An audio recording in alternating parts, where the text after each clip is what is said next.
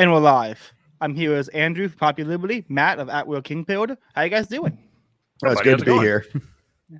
So this is Andrew's third or fourth time on the Austro-Thomism Roundtable. This is Matt's first time. Matt, go ahead and tell everybody a little bit about yourself before we get into it. Filthy papist.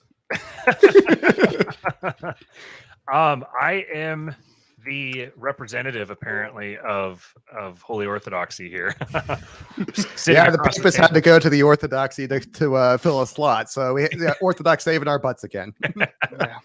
Yeah, I texted every Catholic I know. We really tried. What can you say? Us Orthodox, we're known for our consistency and dependability. And it's like a libertarian. So I'm Matt. I one of the hosts of the King Pilled podcast that is kind of on hiatus because I just relocated to Texas and I'm in the process of stopping being poor. So busy with working selling real estate, and I just got back home, and today in Texas it's about as hot as Satan's butt crack. It is just absolutely death outside, and I was running around all over the place showing houses, and got a text from Andrew and said, "Hey, we need someone to step in and make fun of liberals being mad about Roe v. Wade being repealed." So I was like, "I'm there. There's no question, I'm there." Oh yeah, I mean, you know what it is in Texas that it's Pride Month, so God's giving them a preview of what hell's going to be like. Yeah. No, honestly, getting this news not only on the anybody who doesn't know it, obviously, anybody who doesn't already know, Roe v. Wade was overturned, and getting that news on the the feast day of the Sacred Heart of Jesus, and at the end of Pride months, you could not end Pride month on a better way. Like, have we profaned on Holy Pride Month? Have we profaned it? I think so. I think so. The rest of 5 months is gonna be different people just complaining, and I am happy to ruin. I hope from now on, every 5 month people bring up this is the celebration of the end of abortion, of an end of Roe v. Wade. And actually, Ken Paxton of Texas, said he's going to make this a Texan holiday. Did he really? Let's go. Yeah. Nice. Yeah, that's awesome. It's like to commemorate the 70 million murdered by abortion. It's like really just a banger of a tweet. I'm like, oh, this guy's great. Yeah. On the Orthodox calendar, today is the feast day celebrating the birth of St. John the Forerunner, which is perfectly appropriate because Herod tried to essentially abort him as well. So today's a special day. Oh yeah. A lot of good stuff happened today, but it's been a good day. It's been a real good day. But so let's talk about the news real quick. Is anybody? How about this? Was anybody shocked when this happened? Because when I first started to take the news that they were going to, it was going to be up to be overturned, and it kind of got leaked out, and everybody started protesting and really had an assassination attempt against Kavanaugh. I was banking on, okay, they've intimidated these judges. They're not going to go forward with it now, and they're going to claim this is how you protect democracy from now on, is protests and attempted murders. So that was fully what I expected to happen. So I was real shocked today to get this news. What about y'all? I'm on record a few months ago at the time when this thing first leaked, saying that, if I'm a sociopath, I'm not waiting until they file the thing to start intimidating judges. I would have started doing that a long time ago. Like the moment this case got to the Supreme Court and was heard, that's the point when I start intimidating judges. If I'm like an elite, that's how I would do it. So I'm thinking okay, if this thing got filed at all in the first place for it to even be leaked, it means that the intimidation didn't work. So that, I went on record back then and say, hey, the intimidation already happened and it didn't work. So I think we're in good shape. I just didn't expect it to go this far just because I'm not that I'm black-pilled necessarily, although it's fashionable to call people like me black-pilled. I'm really not. But as far as the system itself goes, I just don't really bank on getting wins. And I think that unambiguously, I'm not saying it's turning the tide, or that, I'm not counting this as anything more than it is, but this is undoubtedly a win. This is absolutely a win. And I didn't expect it. So it's kind of like Christmas in June for me. Oh yeah.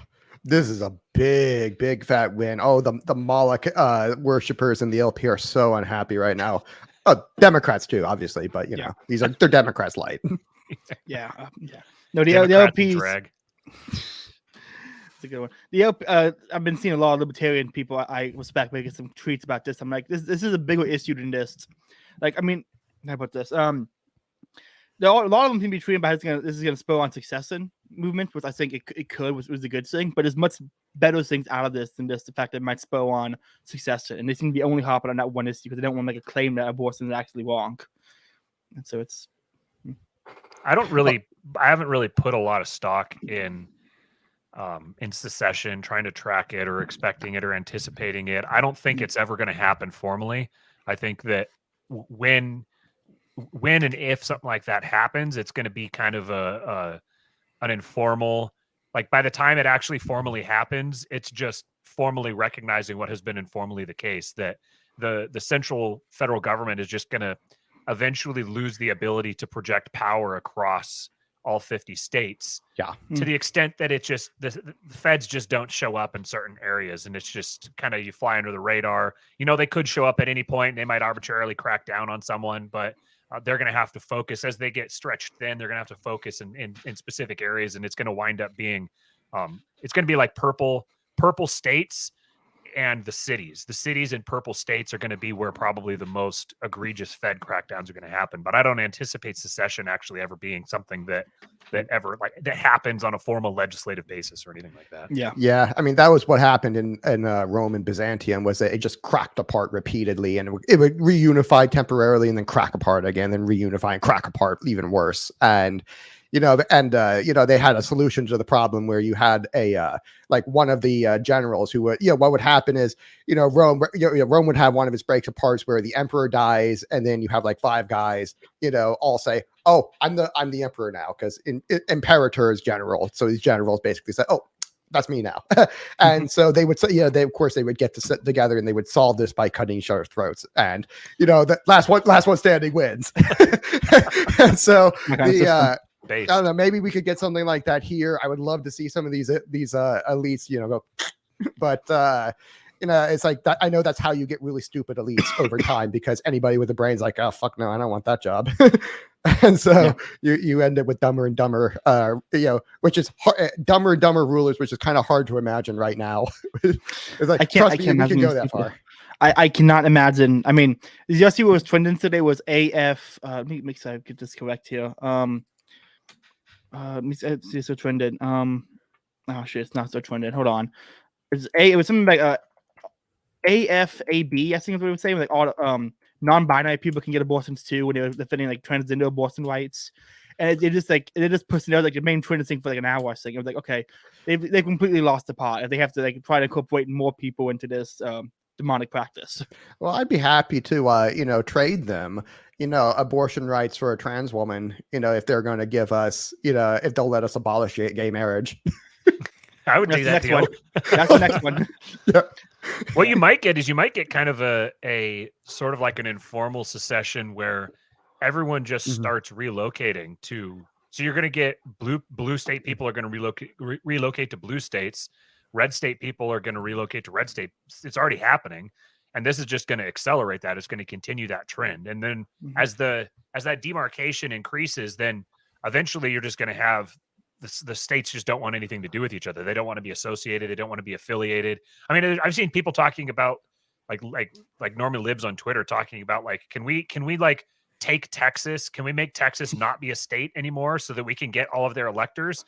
And I was like, you know what? Let's just do it. That's exactly what's going to happen. Let's just do it that way. I've seen a lot of people, a lot of white women on TikTok today freaking out about it and say they're never going to go to a red state. They're never going to go to a state that has outlawed abortion. They'll never visit, never pay money. And I'm like, okay, yeah, your terms are acceptable. Perfect. I don't want you to come anywhere near my state. This is fine. It's anyway to prevent people from moving. Which is why I love the whole this is don't say gay bill, prevent people from wanting to teach here. Like anything any law that can put in place that prevents people from wanting to move and like subvert the good part of Florida, that's a win. Oh yeah, like that's exactly the sort of idea that we're going for with the soon to be renamed GOP Mises Caucus, And I've already filed some of the paperwork. I just have to finish filing the rest of the paperwork on the new name. Have you figured out, are you going to announce the new name soon? Not quite yet. We'll wait till it's official, but I got other paperwork to do. But but that's the idea is we need to make our Christendom, new holy Christendom, to be as inhospitable to the satanic left as much as possible. If you want to worship Moloch, you need to be in another state, and we will have a crusade against you in a few years. If you want to worship In Moloch Minecraft. and you want to be in our state, you don't get voting rights. You don't get to own property. You don't get you can come here and be a serf. Slave. Right. Serfs too good. The serfs were actually treated fairly That's nicely. true. Yeah. I mean, they eventually were able to buy their way into becoming capitalists. So, we don't want to give them that much privilege. That's true. So no serfs, just slaves. Yeah, You can be indentured servants who will do the punch through the ear thing. So they're anyone who's gauged through the ear is going to be. Most of them already got marked. the gauges. He said, "I put Right. the clip in there. We're good to go." Yeah, They mocked themselves for us. We're good.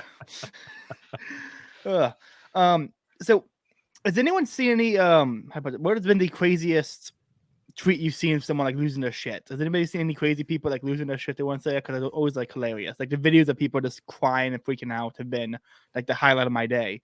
Anybody have any funny stories of crazy people losing their shit? I saw what looked like a leftist tweeting the N-word at Clarence Thomas. I saw that one. That was my favorite one too. Yep. That one. This because that meme was was a black guy now one picture was a gorilla on the other one. It said leftists when you agree with some, when black people agree, leftists when black people don't agree. And it's spot on. Someone tweeted something about how I don't remember where it was. Someone had tweeted something about how all these white women are just barely holding in, calling Clarence Thomas the N-word. And then I was scrolling through and I saw one that actually had, and then it said tweet deleted underneath it. I haven't really been on. I was busy working all day, so I stopped and ate a little bit of lunch, and I was able to scroll through, and it looked like it was a really, really good day to be on Twitter today. Oh, it was the really good day. best. It was pretty fun. Really fantastic. I've been on most of my family and relatives are pro-choice leftists, so I've been on Facebook just saying hoes be mad. All I do on Facebook now is Catholic posts and then hardcore right-wing posts. There's nothing else happening there. I'm just there to troll family members. I posted that now it's time to ban birth control. Let's go. That's Yeah. the next step. Clarence, good old Clarence, he actually said that. He was so saying awesome. now we need to focus on the anti-sodomy laws and the gay marriage laws and the contraception laws. I'm like, woo! God, I love that dude. That every time I see an interview with that guy, I'm always laughing. He's just incredible.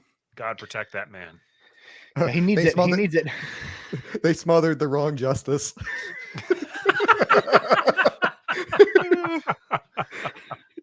Because they definitely did smother him. Oh yeah, for sure. Yeah, that guy didn't die naturally. Imagine how Scalia feels today, though. He's sitting down, he's watching, he's like, my boy Clarence.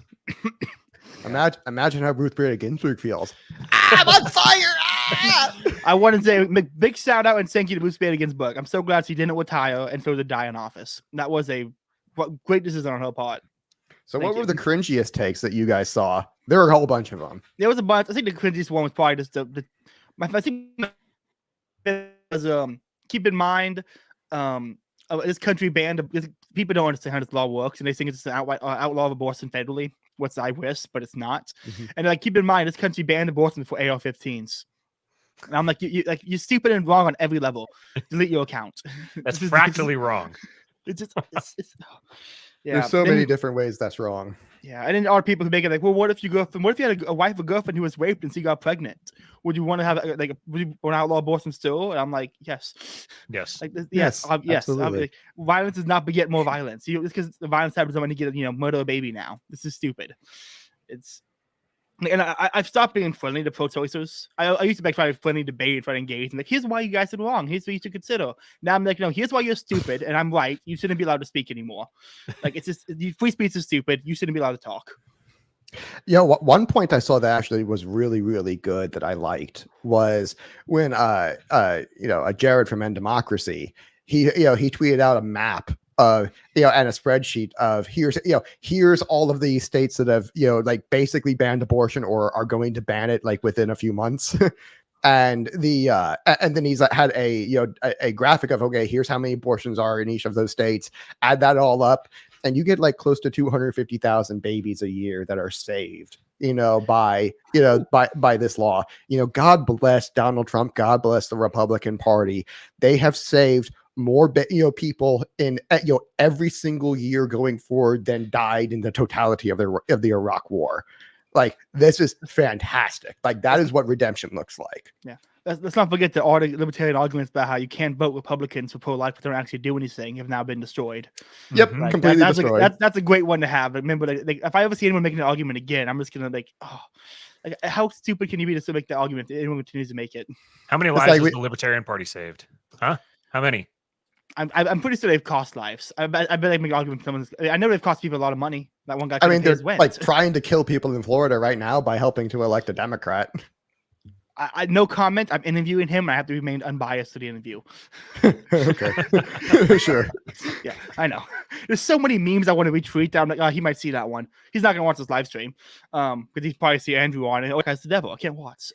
Did you see the LP National Twitter account? Did you see their take on it? Oh, yes. God. Actually, no, I have it saved. Let me bring that up again so we can read it off and go out by it. Let me just bring that up. This is that brand new messaging, right? Yeah. Oh yeah, it sounds. Well, yeah. What? How did you say it? You said it so perfectly on your tweet. I said weird. This better messaging still sounds like lily-livered cuckoldry. It does. It's like you take over the thing, promising better messaging, and it's like the first thing you do is I'm starting to equivocate on like mass murder, to please my leftist base. Like, what the fuck? Okay, I think this is the this is it. That's it. Anybody want to read it? I can read it. I got it pulled up here. Allowing 5 politically connected lawyers to determine any policy for 330 million people contradicts liberty and undermines decentralization. Having a one-size-fits-all solution. I like that they quote tweeted solution. Makes me think of final solution. Anyways, on abortion has fueled 50 years of national contention. Judicial oligarchy hasn't helped. The Libertarian Party is comprised of those who come down on different sides of the abortion debate. That's why the Libertarian Party needs to be abolished and outlawed. So is the United States as a whole.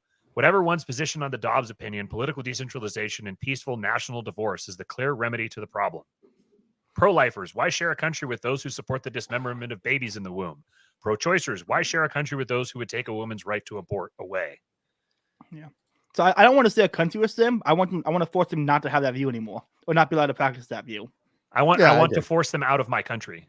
Yes, like absolutely. Yeah. It's like, these guys that, when it's like when the children are in Yemen, they're willing to fight, kind of fight the good fight, at least talk like they're fighting the good fight. But when the babies are in the womb, they're like, this is really complicated. And we have to look at both sides, and why don't we just separate? Please. Yeah. And it's like, you guys are such cowards. Yeah. No, yeah, that was one of the points that really made me complain. I still had hope that LP might, which means caucus might do something good, but seeing their what was it?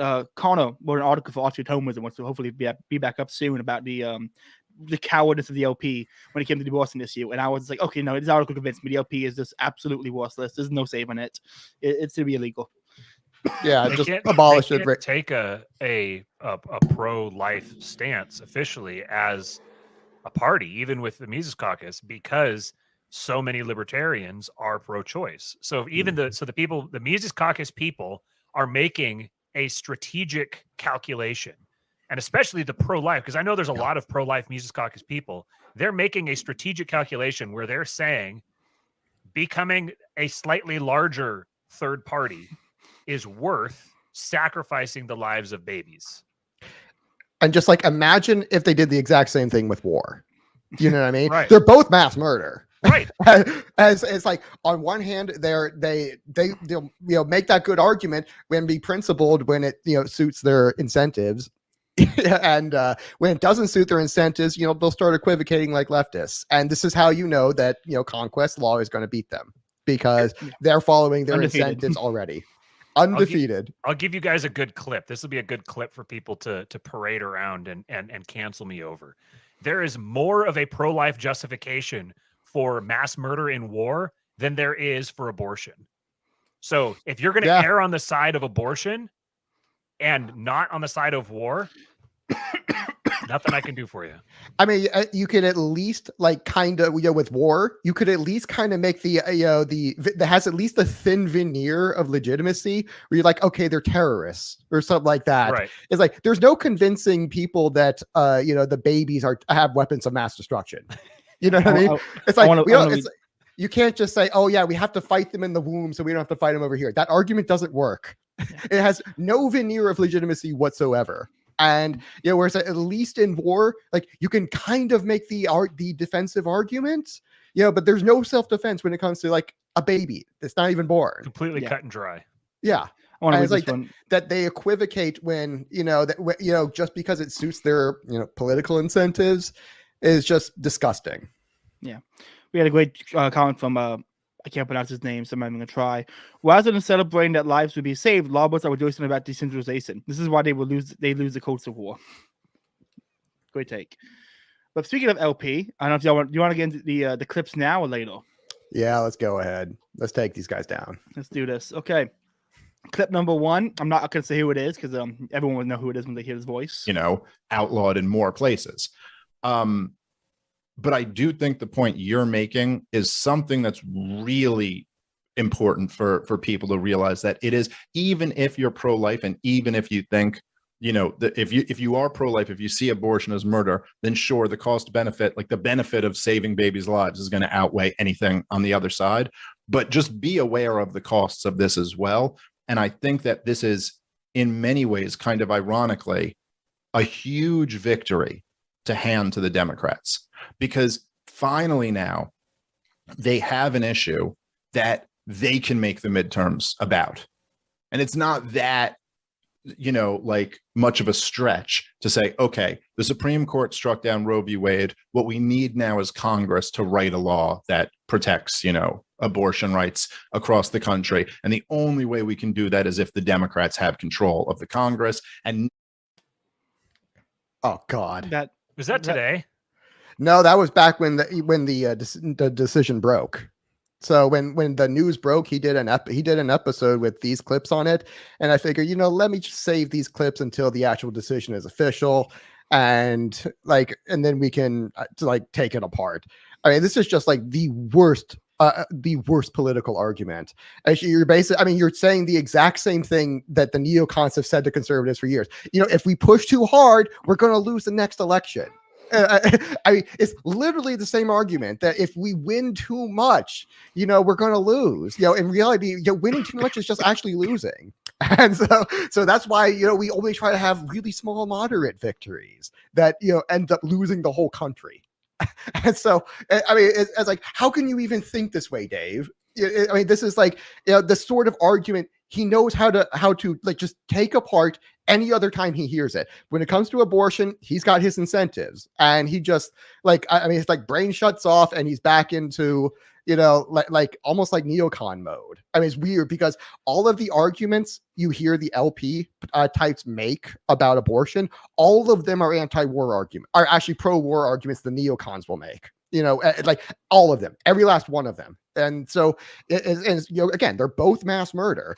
And it's so interesting how, these like kind of low status leftists all of a sudden start sounding like progressives driving the speed limit when it comes to, their pet issue of abortion, which is the mass murder they kind of approve of, or at least they won't admit that they approve of. Or, the last regime in the LP, they would admit that they approved of it. But, that I just... I can't get, there's so many levels on which that's wrong. First of all, just from a moral standpoint, like we can't save the lives of hundreds of thousands of babies over the next several months because something might change in the future, and then we wouldn't be able to save the lives of future babies going forward. This is like the heart of the retardation of libertarian political philosophy. That, well, something bad in the future might happen if we do something here now. So to prevent something bad in the future, we just have to not do something good now, because the good thing will create a bad thing later. It's the most retarded thing ever. And you would only think that if you had abstracted yourself into this weird philosophical thought bubble that's completely detached from the real world. And I'm very familiar with that because I used to exist in that little thought bubble. And once you pop out of it, you realize this is completely retarded. Why would I ever think this way? So if there's going to be something bad that happens in the future, okay, let's fight that war when we get to it. Let's win this battle now, and then let's plan and win the next battle down the road. Don't not fight this battle because someday you're going to have another battle to fight. So just from the beginning, it's stupid. But it's not even true. Exactly. Democrats have been campaigning on this exact thing, saying exactly what he's saying for years now. They've been saying having Roe isn't enough. We need to make sure we need to get this instantiated into law. We need to make this happen. It has to be law. Like, they've been doing this forever. And if it's not abortion, it's going to be something else. They're going to generate something else. They're going to have some black guy's going to get shot, and there's going to be riots just before. Like, it's going to be something. They're going to generate something. There's always an October surprise. That's why they call it the October surprise. Exactly. It's not the September surprise. The most cucked out beta shit that I've ever heard. It's not even like it's not even politically, strategically coherent. It's just. And the polls don't say that. There was a poll taken like last week. Like a good month after the story broke. I mean, it broke back in like really late May. And what the polls are saying is like, yeah, we care about inflation and the economy. Abortion isn't even on the top 10 list. And, like a month after the story broke that, oh, this is going to happen. And, but where you do see it at the list on is when you see the top 10, what does the media care about? And what do they talk about? It's actually like number 4, number 5, climate change is the first one. So you can see how disconnected, this idea is from actual electoral politics, which, you would kind of expect if you're like the head guy for the LP, or I should say you are the LP now. Because he said, I am the LP. Like, all right, if you say so. And he's demonstrating just how completely detached from the actual electorate he is. Exactly. Yeah. I want to say this comment from Cooper real quick. He made a typo. I'll fix it for him. Justice Clarence must now storm the Senate to declare himself the Senate. God Emperor Clarence. Exactly. I want to see Clarence crown on his head before the end of my life. It's like Clarence or DeSantis. A really tough decision. You got Nick Astley in the chat. Massive W today, boys. You got Nick Astley in the chat. Is. Yeah, it's been a great day. So I'll go ahead and play the second. I got enough to add that you guys already covered it. Well, I'm gonna play the second clip here. You have to try to do whatever you can. Now, there are arguments to be made that like there are other things that would be more effective for pro-life people to do. In fact, I've heard some pro-life people make these arguments, and they make some compelling arguments that it's like this just what your focus on this should be is, whatever to like, raise resources for women who are in these positions to, essentially, I think paying them to carry the baby to term and give it up for abortion is probably a better market solution than any of these other things. And in fact, I think that that would probably, like, if every pro-lifer put all of their energy into that, you'd probably yield better results than trying, lobbying a way to change the laws. He meant to say give him up for adoption, not abortion, but I'm still going to take the argument apart. This is like him as a Misesian. This is beyond egregious. I mean, you're really saying real subsidization of undesirable behaviors has never been tried. I mean, it's like it's a noble idea, with real good, noble intentions. What could possibly go wrong by subsidizing these really bad behaviors, subsidizing women to get pregnant out of wedlock and threaten to abort the kid? What could possibly go wrong by paying people to do that? Come on, Dave. This is basic Austrian economics. This is like so beyond egregious for Dave to even consider this an argument. I mean, like you really have to just shut off your brain and go full like Reason Magazine or Cato to kind of make this argument. No, like the Mises Institute, get the fuck out of here. That is not a Mises Institute argument. Any one of them will laugh at you for that.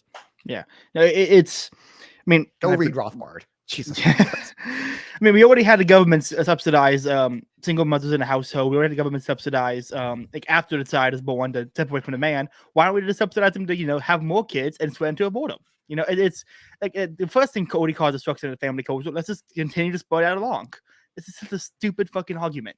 It's weird too the way like Dave is a very well-spoken guy who has Yeah. years and years and years of experience elaborating, just ad-libbing, talking extemporaneously on all these different subjects. I've never heard him kind of trip and stumble his way through something. And I mean, it was a short clip, so I could be reading too much into it, but it was weird just how awkwardly he was trying to get through that thing there. Like, he didn't actually believe what he was saying, but he felt like, I need to give red meat to both sides here, and I need to try to prove my libertarian cred because he's had his whole like Christian conservative thing, and he's come out as being pro-life. So it's like he needs to not fully throw himself into the pro-life camp. So he's going to have to sort of try to come up with some sort of a justification that he can say that sort of sounds smart, that people be like, oh, and then it'll like keep the pro-choice people off his back or something. That's kind of how that clip read to me. That was very weird. Yeah, he's had that streak lately where he feels like he has a need to moderate to kind of help keep the LP MC in charge of the LP. And I mean, that's kind of my understanding of, like just from like really following him closely. And is like, I don't understand him because he's Red Hoppa. He knows that, all of these other these left-wing ideas for how society, might function don't work at all with libertarianism, like not even a little bit. And he knows, because, we actually debated this, very shortly, that about the effects of time preference on, power, what does that happen? What happens? And, this is like the one where he's like, I don't know if leftism really means equality or high time preference for power really does. I'm like, oh yeah, that's provable. And, whipped out the third law of archotropism and stomped it out in like 2 seconds with Misesian deduction. Yes, if you have a high time preference for power, you're going to consume far more of it. And when you consume power, when you're converting a kind of just wealth into aggression, well, what does that do? Rothbard talked about this in Anatomy of the State, where it's like, if you use aggression against producers, they're going to produce less, and so you get a drop in the total wealth and the equality, and you get more equality in society as that continues on. And so, yes, like high time preference for power, that's what leftism is. It necessarily leads towards equality, necessarily so. And if you have the reverse, which is a low time preference for power, it necessarily leads to more and more hierarchy as you leave more money for the producers to produce with. And this is you get compounding wealth over time, and eventually you get like Christian civilization, for where the leftists can switch it out for a republic and squander it all. And if you have like a libertarians, which are like really, really low time preference for power, like near zero, you're going to get an explosion of hierarchy. And so, like, if you are, saying that, like, oh yeah, I have to like really, go to both sides because both sides could theoretically be correct with my vision for how the world works, you're just an idiot. It's like you are not, or you're being very dishonest. And I don't, or you're following your incentives, I should say. That's probably it. He's following his incentives. And this is conquest law in action. This is exactly how it works. Is that nobody is ever moderating themselves to appeal to the right. Nobody has ever, you never see someone who's naturally like a hardcore leftist who's like moderating themselves to try to draw the right in. It just doesn't happen. Nobody tries to appeal to the right that way because subconsciously everyone knows that you don't need to. So the only time this ever happens is when people are trying to draw the left in. It's like, okay, we're going to give just a little bit of leftism and that'll pull the left over towards us, which never ends up working. You always get pulled in. That's exactly what's happening here. It's like, trying to say that, oh, the right wants, healthy lifestyles and, wants you to eat salad. And the left is like candy and cocaine. And you want to say that, oh yeah, we're going to go with just, healthy salads and stuff and just a little bit of cocaine. And it's like the Florida diet. Okay. That might work in Florida. That might actually work in Florida. I think it's that I was raised on that. But like nobody's going to say, well, we're going to do the candy and cocaine, but we have to make sure we eat a little bit of salad. Nobody's ever going to come out with that because you're going to look like a fucking square. People are going to be like, yeah, screw you. We're not eating any salad. Woo! This is just the way that in political terms, it's exactly how it's going to work out. That's what he's doing here. And that they think that this is that moderation or neutrality is in any way like a winning strategy for people. It's like, yeah, what you're really saying is, yeah, we're not on either of your teams because screw you. It's like, vote for me. And it's like, where do you get this like psychologically? Where in the world would you think that this would work? You know, I mean, this is like the antithesis of everything you learned in, you know, like sociability. It just like you should, if you've been through middle school, you know this doesn't work. Yeah, It's I basically imagine like most libertarians were bullied in middle school, and so they try to block that out. it's Okay. basically like, all right, I'm married to you, but I also want to screw him a little bit. So let's kind of meet in the middle here, where you know there's a little bit of both here. Well, you're going to get double teamed from both ends. Is how that ends up, because you don't have any allies. I mean, that's exactly where it's like, you know, I'm not going to, you know, I'm going to be in prison, like with the Bloods on one side and the Crips on the other. And I'm going to tell them both to go fuck themselves. How do you think this is going to work out for you? It's like, no, this is democracy is a civil war. Pick a fucking side and just stick with it. It's like you don't like get in the middle of a civil war and say that I'm neutral, you know, and I'm going to be in a much smaller, weaker, much more poorly armed, much more low commitment team. Join mine. And it's like, I mean, that's like certain death in a civil war, and but for some reason they think it's going to work in politics or democratic politics. I don't understand it at all. I mean, you're not connected to reality. You're in a fucking bubble. And like Matt said, when you start, you know, when you first like pop out of that bubble, you're like, how in the world did I believe any of this? Literally me last week. It's like the only explanation I come up with is Austrian economics. That's the only like true part of libertarianism that I haven't been able to just like completely dismantle. It's because that, you know, it's founded on this idea that, you know, value is in people's minds is subjective and that they make decisions based like that. I'm like, okay, that's actually true. It's like, well, yeah, that's Austrian economics is perfectly compatible with elite theory. In fact, it should actually naturally lead you to elite theory if you haven't been poisoned by democracy. If you have like even like the slightest understanding of my Austro-Tropism, you know, economics, which is based on it's a branch of Austrian economics. Like if you have any understanding of that at all, you're like, oh, like this leftism stuff just doesn't work at all. And, you know, and you understand that, oh, nothing about libertarianism mostly doesn't work at all because of Austrian economics, and that this other thing over here called archotropism, like the praxeology of basically sociopathy. It's like oh, that's a thing too. Like it's not just like these states are, you know, these predators, they're not just like acting randomly. There's a real pattern to the behavior. There's a real rhyme and reason to it. There's a real a priori logic to it. And once you understand that, like you realize, you know, just how completely, you know, disconnected from reality that most libertarians are, because they want to pretend that this thing doesn't exist or because it shouldn't exist. And because like, well, it shouldn't exist at all. You know, it's like, you know, we just need to spread the message. I mean, they're just like, they're like Christians saying that, oh, people just haven't heard about Jesus yet. It's like, that's why they're still sinning. That's the moment they hear about Jesus, they're just going to get their whole life together. Right. And it's like, even Christians are not dumb enough to say that. You know, we've had 2,000 years to really bang it into the people's heads that, oh yeah, sin, wrong, bad, always has bad consequences for you. Never works out. Sin doesn't prosper you. It always makes you poorer, sicker, unhealthier, you know, mentally and physically, et cetera, et cetera. And they still do it. It's like, I mean, it's not because they haven't heard of Christianity. It's like that. That's not the reason why. It's not because we haven't spread the gospel enough. It's just some people are bad, and there are perverse incentives in society that lead them to be that way. And if you're a libertarian doing the same exact thing, where you're going even a step further, everyone's a libertarian, they just don't know it yet, or like it's like saying everyone's a Christian, they just don't know it yet.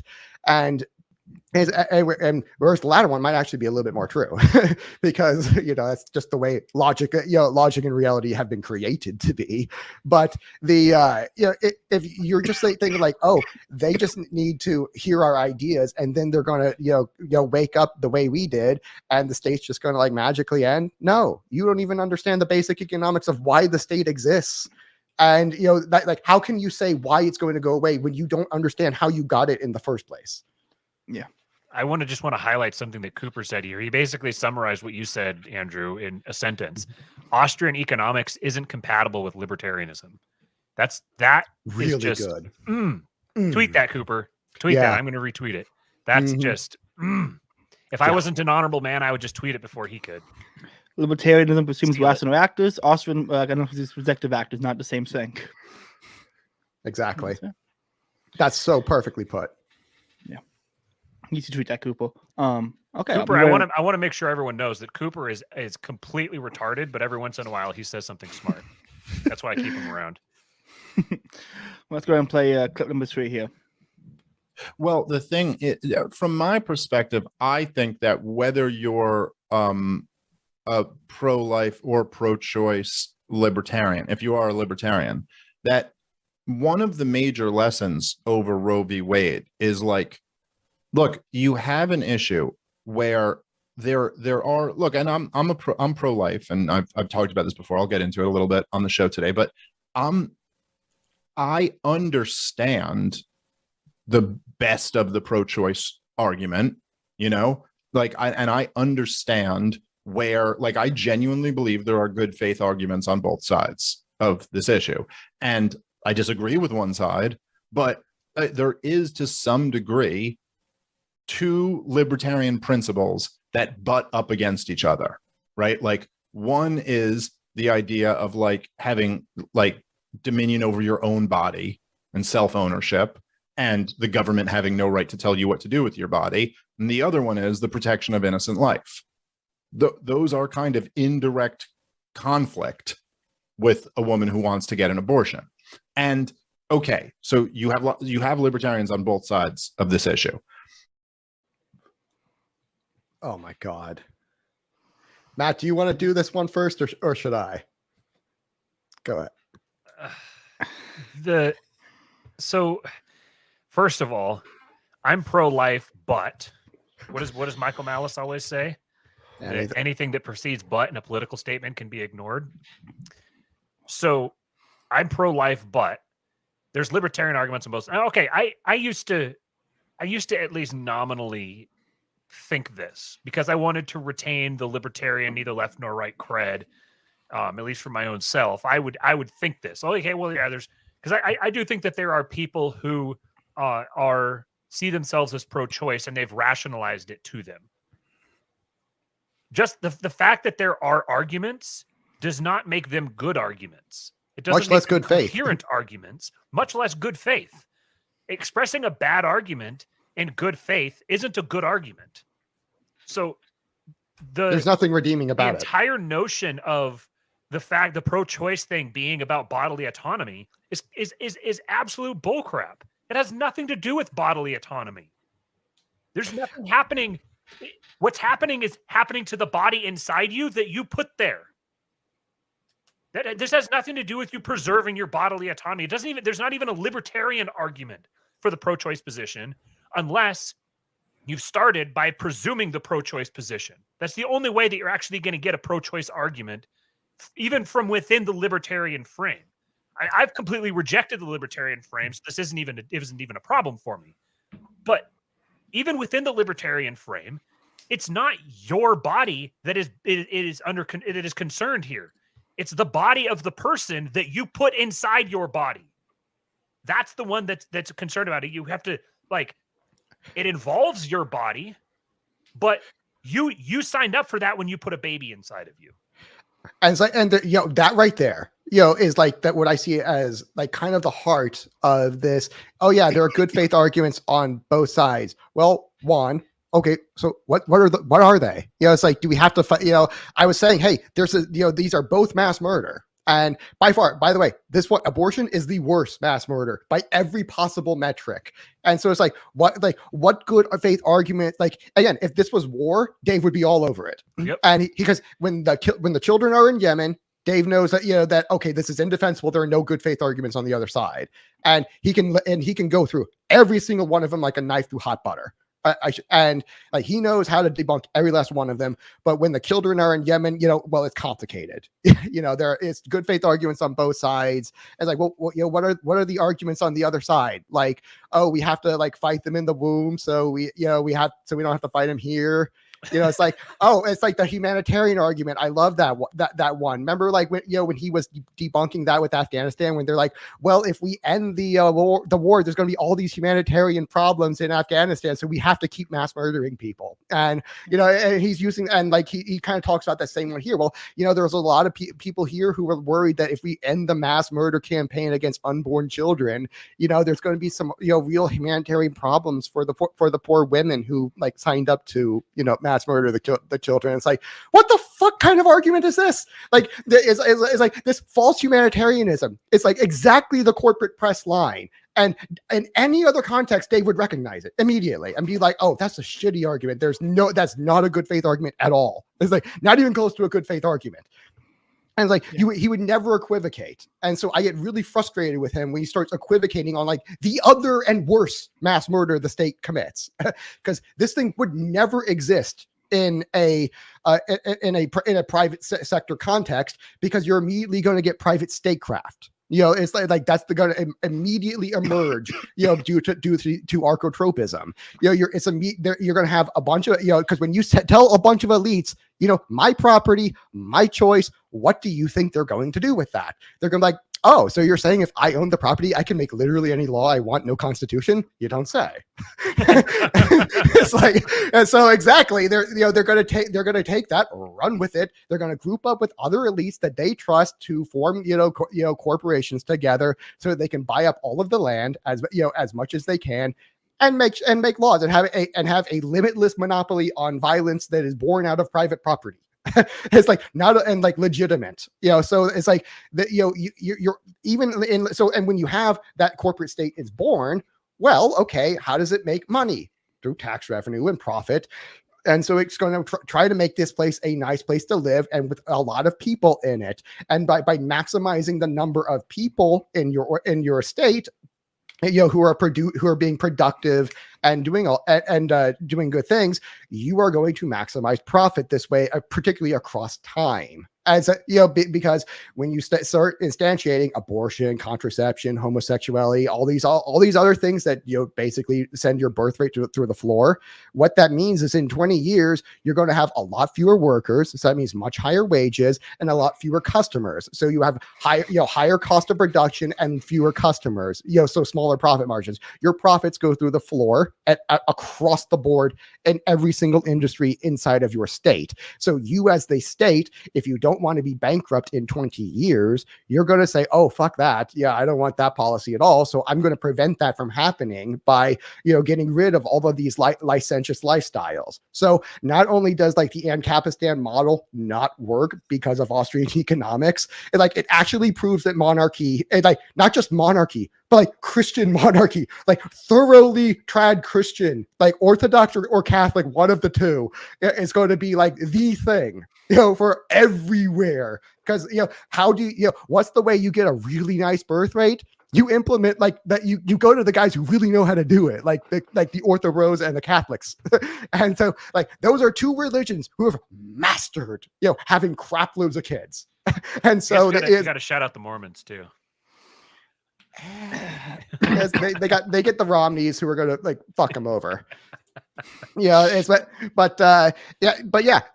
basically a private state as it is already. Yeah, kind of. Yeah, but yeah, so it's like they don't have, but what you should really take away, not just that the economics proves the opposite point is true, like just deductively. Right? But if you have, let's say you do have in the libertarian frame, you have two principles that are butting up against each other. What did you do wrong? You know what I mean? It's like that can't happen. If you are logically consistent, and your principles are logically consistent with reality, that can't happen. So what did you do wrong in your presuppositions that led you to that? Oh, there are two libertarian principles that are butting up against both sides. That should tell you immediately something's wrong with your first principle, like self-ownership. That might be the problem right there, is that you're presuming self-ownership, which, by the way, you can't justify because you're in a naturalistic framework of mind, that says, hey, there is no God, so there is no real morality. There's only subjective morality. And so subjective morality can exist, but only in my head. And so if only that. So that's not a real morality, but ownership is a real claim of moral possession. It's like, I can morally possess this. But so like you're saying that, okay, there is no real morality, but I'm still going to like shoehorn that in over here to prove that, that self-ownership is a real thing. And it's just not. And so, and you can't justify that in a naturalistic conception. You have to say, oh, actually, because it has real existence in God. That's the way you would have to prove the existence of a real morality. But the problem is right there. It's like, well, okay, so now it's self-stewardship. It's not self-ownership, it's self-stewardship, and you have real obligations to like the guy who created you. And so right and right there, that changes everything about that. Has like real catastrophic downstream effects for libertarians who want to stay in that frame of I own me, instead of I steward me. Because if you're steward, you have to do a good job with it, and there's a real positive obligation to do the right thing there, which is not abortion, homosexuality, drugs, and fornication, all of these other things that are manifestly bad for humans. I mean, it's like, and you have an obligation there. So in other words, there would be no right to licentiousness or license that could be logically possible. So like heads we win, tails you lose. Heads libertarianism is wrong, and tails monarcho-capitalism and praxianism, whatever we want to call us, is right. Or Christianity is right, really. Let's just call it that. Heads libertarian is wrong, tails Christianity is right. And these are not compatible because, again, one is naturalistic, saying that there is no God, and the other is, there is one, and it matters quite consequentially. And so it's like there's like, and this is like the whole reason why you're saying that, because again, with naturalism, you're saying that, hey, virtual objects like an unchosen obligation doesn't actually exist. And so the reason that these two problems are butting heads is not because there's a principle of, I want to protect innocent life and, I have self-ownership. It's because you don't believe in unchosen obligations. And neither did Rothbard. This was why he was a little more logically consistent and said, I'm pro-choice. Because if you don't believe in an unchosen obligation, like, oh, I chose to have sex, I didn't choose to have, to be pregnant, and if I choose to, and because I believe in like a title transfer theory of, ownership or whatever, what Rothbard called it, to where, oh, it's just a title and I can take it back. It's like I can take it back, and so because I don't believe in any unchosen obligations, and those I do choose, I can take them back. It's like, well, even by saying that, even by arguing that, well, you chose to be pregnant because that's what sex does, it's the biological reality. Well, it's like, well, I can choose to be unpregnant, and that's a biological reality, and those are morally equal. And because in libertarianism does not believe in unchosen obligations, and at least doesn't believe in real obligations that you can't take back. And because that's what title transfer means, that's why it's wrong. And this is also why that, unchosen obligations do exist. And so if you're going to get to the pro-life point, you have to categorically reject self-ownership in order to get to, ironically, in order to get to pro-life. Because if you say that, well, let's say, I can choose to just be unpregnant. And that's actually consistent with the self-ownership position. So yeah, it's like you have something very, what the real problem is that, Dave has recognized that, okay, child murder is bad. And like, that can't be the right answer. And so it's like, because he's a parent, he's got two of them. And so he knows real quick that like within like the first few months, it's a baby. It's like, you're not killing a couple of cells, you're killing a baby. Like that has a heartbeat at like 5 weeks, has brain waves at like 7 weeks or 8 weeks. And like, I mean, it looks like a baby. I've seen the ultrasounds on my son, who will, I finally settled on what his name is going to be. I'm not going to announce it yet, but now I finally know what it's going to be. And but yeah, so like real quick, this thing's a baby. Like killing it can't possibly be right. That can't possibly be the right answer. Dave knows that. And so he's thinking like, it's like, it's like, I see that this is wrong. I can't quite say, I can see, like, I can go through the regression, say, okay, it doesn't, rights can't start at the vaginal canal. They can't start, and then you go day by day by day by day. Okay, where the rights start. There's no logical, consistent point except for conception. And he can do that in his head. And this is why he says he's pro-life. But then he's like, well, okay, but there are libertarian arguments on both sides. So what does that tell you, Dave? It tells you something is wrong with your presuppositions about how reality works. And that you've actually, by taking the pro-life position, he has in fact already disproved the presuppositions that libertarianism is founded upon. And he needs to, kind of reconcile that. Here you go, Joshua Hamm. Libertarianism, the desire to preach about responsibility without accepting consequences. Also, the desire to subjugate every human with agency, even those that don't want it or are incapable. Yep. Really good way of putting it. Yeah. Tweet that, Joshua. Yeah. I want to point out some 2-bit. I guess Scott Holton told him hasn't told him what to think about abortion. I mean, I know I was surprised about all his leftist being a little bit of a leftist and making leftist arguments. He got 2 leftist books on himself, 2 Scott Holton books. Speaking of what, I need to take mine down, actually. That's why I was making fun of him having Scott Holton books on himself, and mine are just all over that too. It's like I like Dave. I don't listen to podcast anymore. I like some of the points he makes, but most of his points nowadays just seem more cringe. And the more he talks to Scott Holton, the more cringe he gets. I'm gonna blame the LP and all of it on Scott Holton. The thing for me with Dave, because he was one of the biggest influences on me as I began my kind of journey through political ideologies. And what I'm seeing is I see the trajectory of when it was obvious that Dave was still reading, that Dave was regularly consuming lots of content and edifying himself. And he's gotten busy. Like, I understand that. I don't read hardly anymore either. I'm doing my best, but I kind of can't. So audiobooks, man. Audiobooks. Yeah. Same. Even then, I still don't read as much as I want to. But it's really clear with people in general. You can tell people when they stopped reading, when they settled at a point and said, all right, I figured it out. I've solved all the problems. I've arrived at the ideology. And this is what I think about things now. You can see it really clearly. And what I see is the trajectory of where Dave was headed and where Dave actually is. And I want to see him on the trajectory of where he was actually headed if he kept going, if he kept reading, if he kept updating himself, if he kept pushing. Because Dave is one of the people who got to where he's at now by reading. He's someone who he read all of the classics, all the Mises and Rothbard and Hoppe. Like, he's read significantly. The guy's fucking educated, but he's very clearly stopped. And I remember he had a lot of people for a while in the part of the problem group who were trying to get him to read more, especially the type of stuff that led us to where we are. And he was very resistant. He wouldn't do it. And he may have at this point. I don't know. He may have read some of the stuff, but it's very clear that he has settled into a rut. And lots of people are noticing, observing this, that he is basically just kind of starting to just repeat himself over and over again. He settled into his incentives. Basically, right. I mean, that's what he settled into. He didn't settle into a rut. He settled into incentives where, I'm making money as the Austro-Libertarian and cap guy, because the moment you go post-libertarian, you lose like 30% of your audience. If you don't believe me, you can ask Pete or Mark Claire.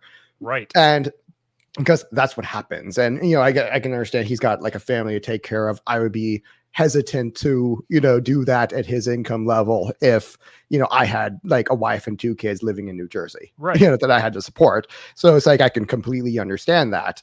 And that, or maybe he doesn't even want to think about that. But it's like, it's very clear that like, okay, like he's read just enough that he can start reading to disagree with some of these things and just reading it with that intent in mind. Oh, there's a problem, done. And so like when you see like, he's like, Yarvin's like talking about like a medieval monarchy and he's debunking the problems with medieval monarchy. When if you've read Yarvin for 5 minutes, he's not, that's actually no, not at all. He's talking about a private property, a private law society, a different variation of a private law society, which, you might call monarcho-capitalist. And so the idea that all of the arguments against medieval monarchy would go out the window, just immediately out the window. So you couldn't possibly use this if you've read Yarvin for 5 minutes to know that, oh, he's not talking about like a medieval monarchy. This is a private law society that he's describing. And so if you've only read him for 4.5 minutes, you can be like, oh, there's a problem, disagree, all done. And Right.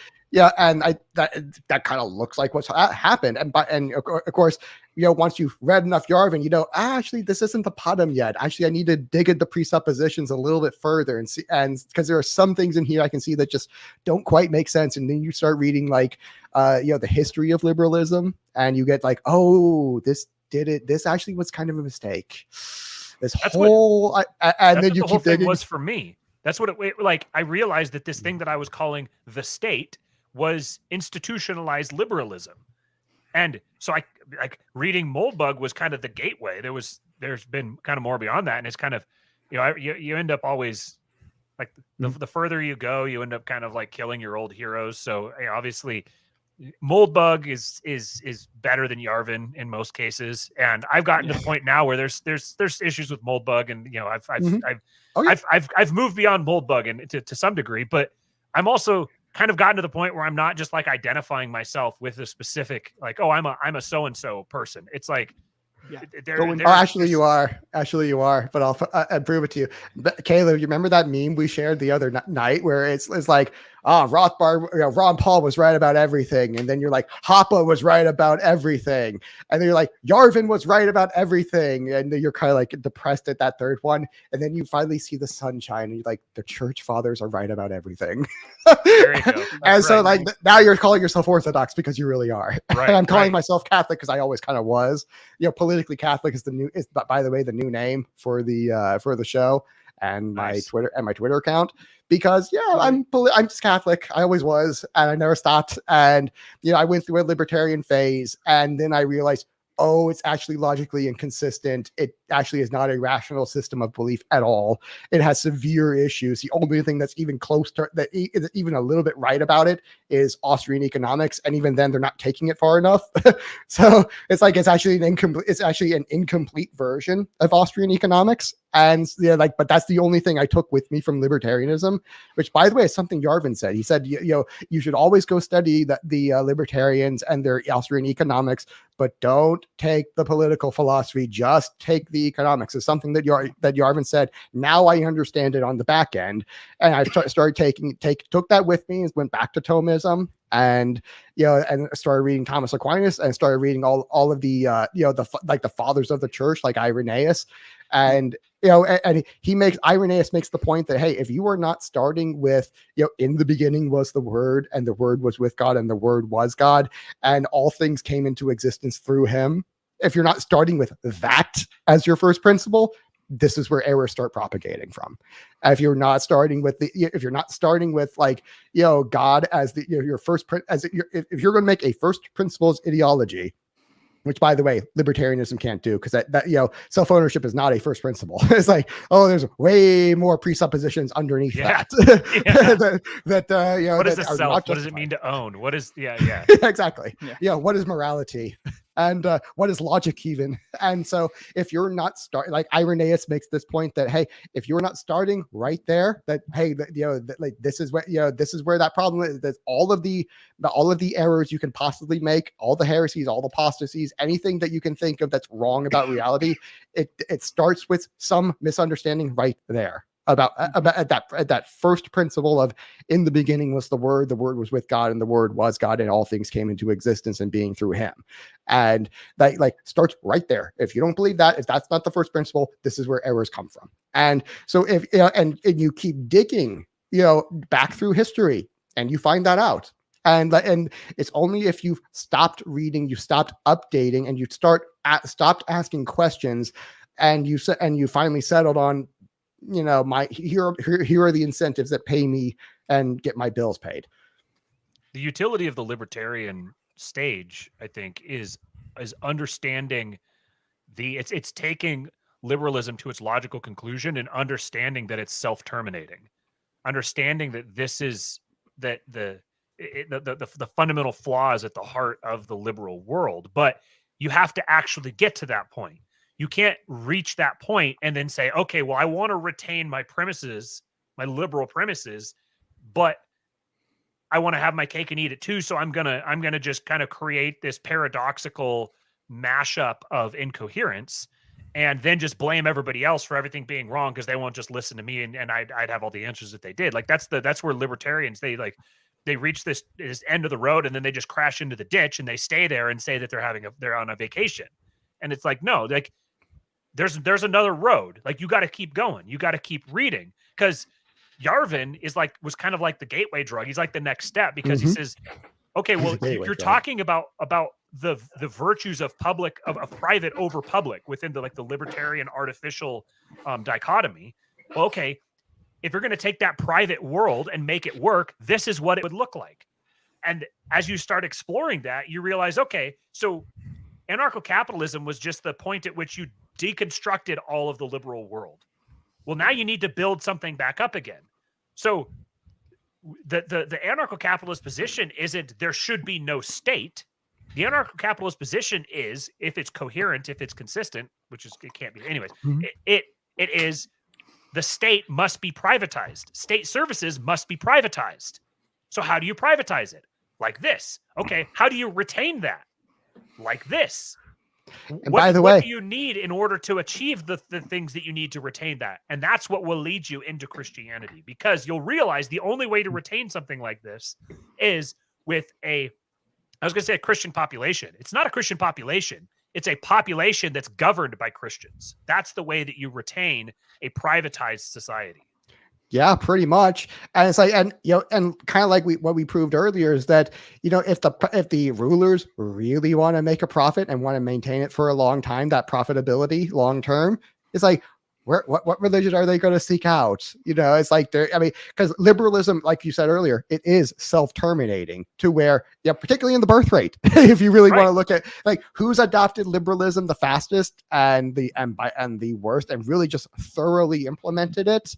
It's the who's who of, I don't have a next generation for my country. I'm like, Han China, where like they had a one child policy and 30 years later, they're running out of like they're running out of 35-year-olds because that's how math works, and so it's like, and it's not that they haven't, that it's not that like liberalism hasn't been tried. It's like this idea of self-ownership, it's 400 years old easily. It goes all the way back to the very beginning of liberalism. Libertarianism has been tried, and this entire time, for the last 400 years, is predicated on the idea of self-ownership. And you see it like in like a basic history book of, they have uncrowned him. I've been, going through chapter by chapter and reading about the history of liberalism. Self-ownership is in there. It is like, goes right back to Rousseau. And like, it's there, it's been tried. And like this idea does not work. And it's like, it's not that they haven't heard about it. It's like, oh, they've heard about it. It's like, they know it and they believe it. And the problem is, this is the result. Liberalism ultimately strangles itself in the cradle, quite literally. I was about to say, on your point about how liberalism led to be people more say monarchy, you can almost say liberalism led to the suicide of the West. Anytime to plug and talk about that book, I'm down for it, because it's probably the best book a libertarian could read, besides the Bible. Absolutely. I gotta say that one too. Yeah, Bible and the Church Fathers. It's like they need the Church Fathers too. You can't just do the Bible. But even if you did the Bible, you would go back to the Book of Judges. You would see that, actually Ancapistan has been tried. It's like there is a full-blown Hoppian anarcho covenant in the middle of the New Testament. It lasted for 400 years and it was a shit show. It's like, and you see them solve the problems like the way libertarians say they would solve these problems. We'll privately form militaries when we get invaded, and people will just like come together, and kind of happen sometimes. and the other like 15 times they got invaded, it didn't quite happen like that. And then it would like leadership would spontaneously emerge. Once it got really bad, people would rally around a leader, an elite, and then they'd fight them off usually. And then eventually you see that them finally give up and say, just give us a king already. We can't do this. It's like, and and so it's like you would say that, okay, pure liberalism has already been tried 3,000 years ago. It's like, this is not at all a new idea. It's like, this has this has been so thoroughly tested by time and population. By the way, and that Ancapistan, that version, 300,000 people. It's like, this was not a small population. This was a very large scale trial of Ancapistan, and it was a shit show. It's like, this is this was not, and you fast forward to the New Testament, and God's like, okay, well, the reason we went through that exercise so that I could prove to you that this doesn't work. It's like, literally, like his actual explanation of why did we have an old covenant when I knew the whole time this thing wasn't going to work. He's like, to prove to you idiots, that you stupid monkeys, this isn't going to work. It's like, you better just do it my way. and because it just functionally is wrong, doesn't work. And so if you even read the Bible, you would know liberalism, libertarianism, Ancapistan, all that shit doesn't work. It's been tried. It's like, you need God. It's like, if you're not starting with God, that's that John chapter 1, verse 1 that I was talking about earlier. If you're not starting there, as that's the first principle, the real first principle, and you're starting with something stupid like me, because when you're saying self-ownership, what you're saying is I'm starting with myself. And then, building an idea outside of that, out from there. That's what you're starting with. You're starting with the self instead of God as your first principle. And it's like, well, you're not even your own first principle. So if anybody wants to hear more about Andrew just said about judges and First and Knuckle Covenant community, the first episode he was on Facebook Being Practice was covering judges and specifically that interest. So if anyone wants to hear more about that, I think it's like a 2-hour interview we did or something. I think my longest one besides the 12-hour live stream. So I've also got two episodes on it at the beginning of my channel. Very beginning. First 2 episodes were on this biblical Ancapistan, which is by far the most successful, by far the purest, by far the most successful version of Ancapistan to ever exist. And by far the most well documented one too. And so because the other ones, you don't really have good documentation, or they're not very pure at all. And really they're just misconstruing monarchy for or some sort of democracy for actual Ancapistan. Or they're claiming a papal state is an Ancapistan, like Cospeia. I always love when Asa starts talking about Cospeia and like the papal state. Yeah, that one. I wouldn't mind that. Okay, you say so. But yeah, so like like all this stuff, it's been tried, and you need to go through just read the Bible. Libertarians should read the Bible and then start reading the Church Fathers. Don't stop at just the Bible, because then you're a Protestant. That shit doesn't work either. Yeah, but I just had 2 really good tweets, both come across the same time. One of them is from Claire Foster, which is just such a great account. Such a great account. This horrible SCOTUS decision would never have passed if we had even one black person as a judge. And then another one from Keep It Real Luke. Guys, you can literally still get abortions. Just get a COVID booster shot. It's literally free. This has been a great day. Yeah. All right, guys. We've gone for an hour and 12 minutes. Anyone have any final words before we do plugs? No? Okay, Andrew, go ahead and give your plugs. You can find me at Popular Liberty _ on Twitter. You can find me at Politically Catholic on YouTube, and you can find me for now at the at GOP Mises on Twitter. We're going to be changing that to something different fairly soon. Awesome. Matt, what are your Matt, plugs? You can find me at Real King Pilled on Twitter. That's the best place to get me right now. You can see some of the past King Pilled episodes on YouTube if you just look up King Pilled. There'll be more coming soon. But for now, Twitter is where you're most likely to find me. Okay. Well, another great episode of Austro-Thomism Roundtable. We said follow us on Twitter. The website will be back up as soon as I can get Bluehost to fucking work with me. It does not want to work. I'm this close to this high when someone to go make it all for me, because I cannot get any of it to work. But it will be up hopefully by the end of July. I'm hoping on that one. We got a lot of great stuff in the works. We're going to do more live readings. We got some Zach Tom we're going to do some reading of. So make sure you subscribe. Ooh. Yeah. It's going to be a fun one.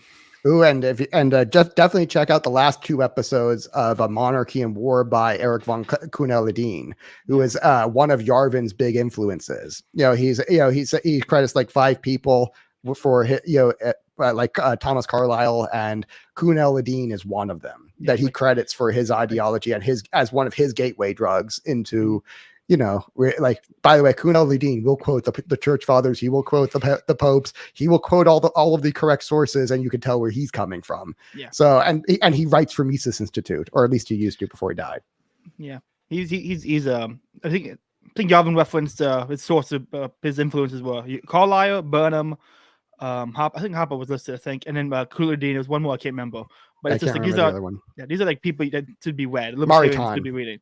I think Maritain was the other one. Yeah, there's some great people.